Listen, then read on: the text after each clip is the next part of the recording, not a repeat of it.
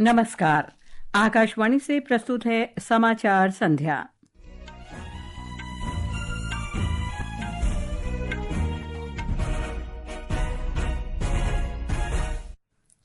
अल्पसंख्यक कार्य मंत्री किरेन रिजिजू ने विपक्ष से वक्फ संशोधन विधेयक पर लोगों को गुमराह न करने को कहा। उन्होंने संपत्ति जब्त करने की आशंकाओं को दुष्प्रचार बताकर खारिज किया।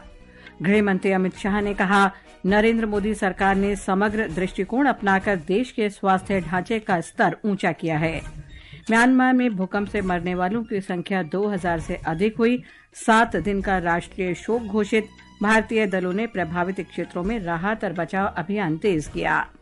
फ्रांस की एक अदालत ने यूरोपीय संघ के धन गबन मामले में दक्षिणपंथी नेता मरीन ले पेन को कारावास की सजा सुनाई। सार्वजनिक पद के लिए चुनाव लड़ने पर रोक लगाई।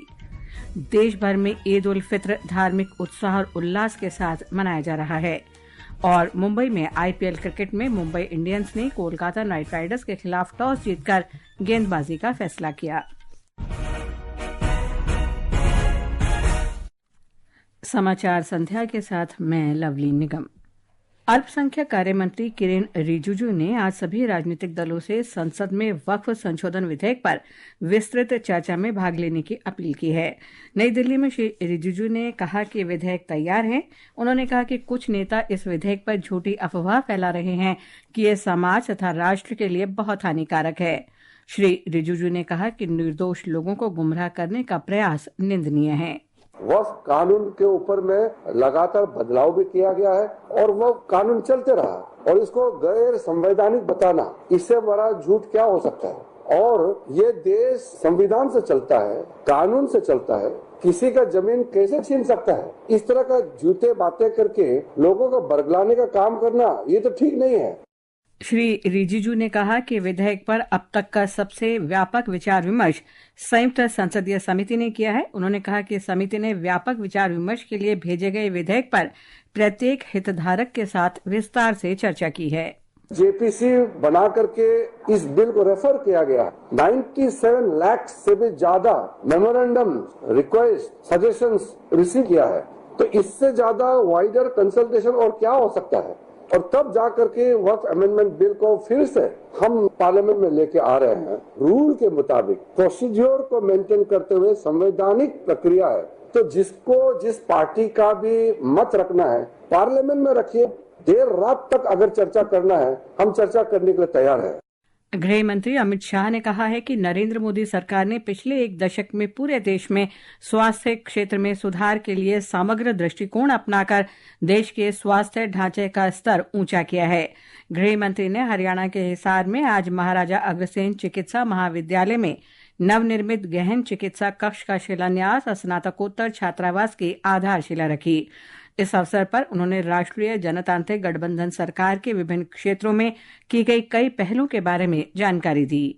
मेडिकल इंफ्रास्ट्रक्चर में ढेर सारा काम नरेंद्र मोदी सरकार ने 64,000 करोड़ रुपया पब्लिक हेल्थ सेंटर और कम्युनिटी हेल्थ सेंटर इसके लिए खर्च कर एक बहुत बड़ा मेडिकल इंफ्रास्ट्रक्चर का बेसिक खाका बनाने का काम। 730 इंटीग्रेटेड पब्लिक हेल्थ लैब बनाए गए, 4382 ब्लॉक पब्लिक हेल्थ यूनिट्स बनाए गए और 602 क्रिटिकल केयर बॉक्स 10 साल के अंदर नए निर्मित किए गए। गृह मंत्री ने कहा कि मोदी सरकार के कार्यकाल में 25 करोड़ लोगों को गरीबी से बाहर निकाला गया है। 4 करोड़ आवास बनाए, मतलब 20 करोड़ लोगों को छत देने का काम।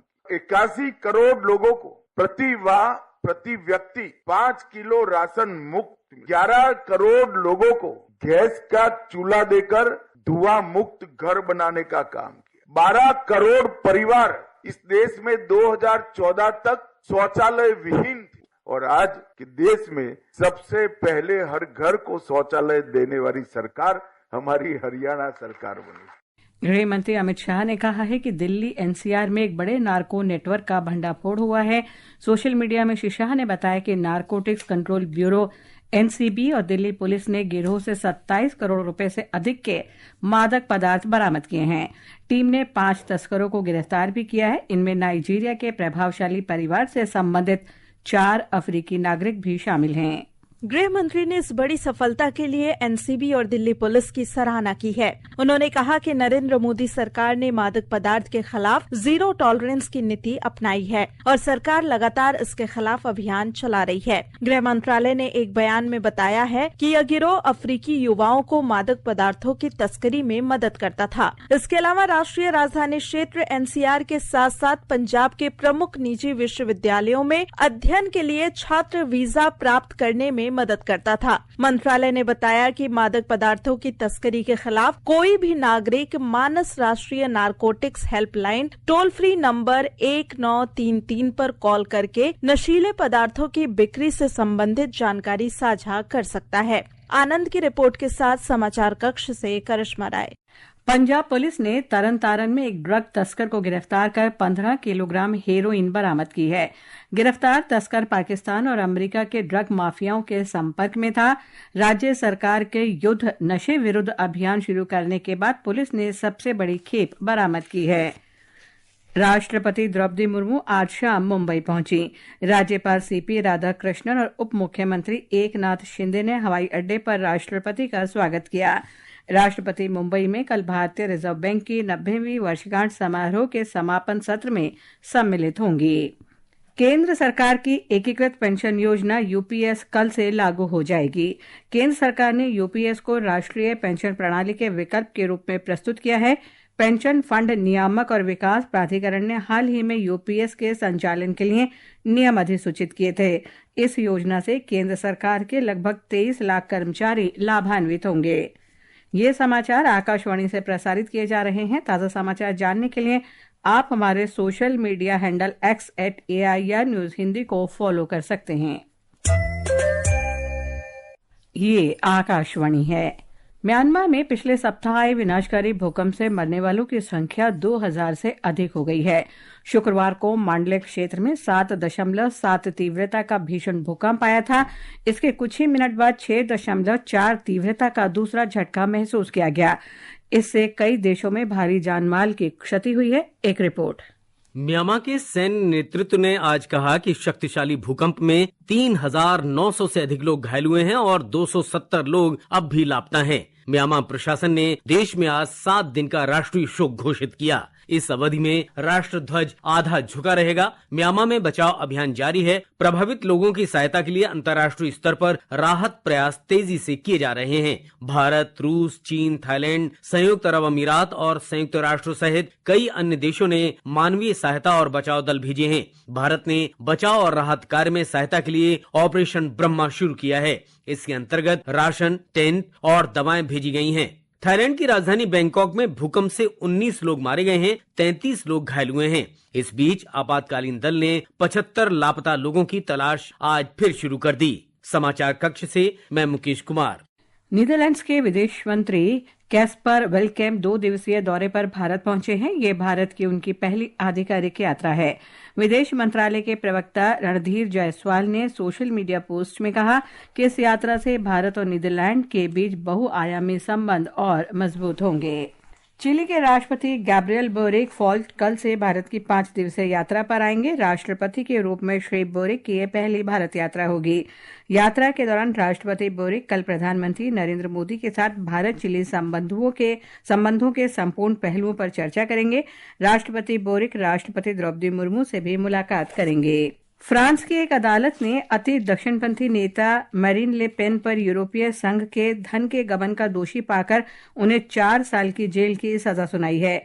मुख्य न्यायाधीश ने घोषणा की कि सुश्री ले पेन को तुरंत प्रभाव से 5 वर्ष तक सार्वजनिक पद के लिए चुनाव लड़ने से रोका जाएगा। एक रिपोर्ट। पेरिस की अदालत ने फैसला सुनाया कि मरीन ले पेन ने अपनी नेशनल रैली पार्टी के सदस्यों को भुगतान करने के लिए यूरोपीय संसद के $33 लाख से अधिक के फंड का इस्तेमाल किया। वर्तमान में फ्रांसीसी संसद की सदस्य श्रीमती ले पेन को उस समय यूरोपीय संसद के सदस्य रहे उनकी पार्टी के 8 अन्य लोगों के साथ दोषी पाया गया। उन्हें $1,08,000 का जुर्माना भरने का भी आदेश दिया गया, जबकि उनकी पार्टी नेशनल रैली पर $21,60,000 का जुर्माना लगाया गया है। आकाशवाणी समाचार से नेहा गोस्वामी।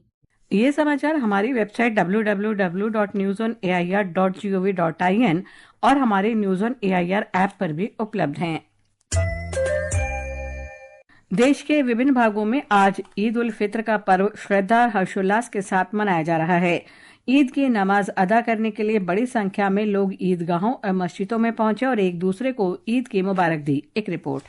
ये त्योहार रमजान की पवित्र महीने के समापन का प्रतीक है। पूरे जम्मू कश्मीर में ईद की नमाज अदा की गई और कहीं से भी किसी अप्रिय घटना की कोई खबर नहीं आई है। मुख्यमंत्री उमर अब्दुल्ला और पूर्व मुख्यमंत्री फारूक अब्दुल्ला ने भी श्रीनगर के हजरत बल दरगाह में नमाज अदा की। पुंछ, राजौरी, डोडा, किश्तवाड़, रामबन, रियासी, उधमपुर, सांबा और कठुआ समेत जम्मू संभाग के कई अन्य स्थानों पर सांप्रदायिक सौहार्द के दृश्य देखे गए। गुलशन रैना की रिपोर्ट के साथ समाचार कक्ष से आकर्षिता सिंह। राष्ट्रपति द्रौपदी मुर्मू, उपराष्ट्रपति जगदीप धनखड़ और प्रधानमंत्री नरेंद्र मोदी ने लोगों को इस अवसर पर शुभकामनाएं दी हैं। मुंबई में आईपीएल क्रिकेट में मुंबई इंडियंस के साथ मैच में कोलकाता नाइट राइडर्स ने ताजा समाचार मिलने तक 16वें ओवर में 9 विकेट पर 109 रन बना लिए हैं। अश्विनी कुमार ने सबसे ज्यादा 4 विकेट लिए। आज मुंबई ने टॉस जीतकर गेंदबाजी का फैसला किया। मुंबई ने आज रोहित शर्मा को इम्पैक्ट प्लेयर के रूप में खिलाया है। मुंबई अपने पहले 2 मैच हार चुकी है, वहीं कोलकाता ने 2 मैच में से 1 में जीत दर्ज की है। आकाशवाणी का समाचार सेवा प्रभाग अपने साप्ताहिक फोन इन कार्यक्रम पब्लिक स्पीक में आज रात 9:30 बजे पोषण अभियान से कुपोषण का निवारण विषय पर परिचर्चा प्रसारित करेगा। परिचर्चा में दिल्ली के अखिल भारतीय आयुर्विज्ञान संस्थान एम्स के बाल रोग विशेषज्ञ डॉक्टर अजय वर्मा और एम्स की आहार विशेषज्ञ डॉक्टर ऋचा जायसवाल शामिल होंगी। कार्यक्रम के दौरान श्रोता विशेषज्ञों से प्रश्न पूछ सकते हैं। नंबर है 011-2342-1050 और 011-2331-4444। मौसम विभाग ने इस वर्ष अप्रैल से जून के दौरान देश के अधिकांश हिस्सों में सामान्य से अधिक तापमान रहने का अनुमान व्यक्त किया है। मौसम विभाग के महानिदेशक मृत्युंजय महापात्रा ने कहा कि इस अवधि के दौरान अधिकांश क्षेत्रों में न्यूनतम तापमान सामान्य से अधिक रहेगा। अंत में मुख्य समाचार एक बार फिर। अल्पसंख्यक कार्य मंत्री किरेन रिजिजू ने विपक्ष से वक्फ संशोधन विधेयक पर लोगों को गुमराह न करने को कहा। उन्होंने संपत्ति जब्त करने की आशंकाओं को दुष्प्रचार बताकर खारिज किया। गृह मंत्री अमित शाह ने कहा, नरेंद्र मोदी सरकार ने समग्र दृष्टिकोण अपनाकर देश के स्वास्थ्य ढांचे का स्तर ऊंचा किया है। म्यांमार में भूकंप से मरने वालों की संख्या 2000 से अधिक हुई। 7 दिन का राष्ट्रीय शोक घोषित। भारतीय दलों ने प्रभावित क्षेत्रों में राहत और बचाव अभियान तेज किए। फ्रांस की एक अदालत ने यूरोपीय संघ के धन गबन मामले में दक्षिणपंथी नेता मरीन ले पेन को कारावास की सजा सुनाई। सार्वजनिक पद के लिए चुनाव लड़ने पर रोक लगाई। देश भर में ईद उल फित्र धार्मिक उत्साह उल्लास के साथ मनाया जा रहा है। इसके साथ ही समाचार संध्या का ये अंक समाप्त हुआ। नमस्कार।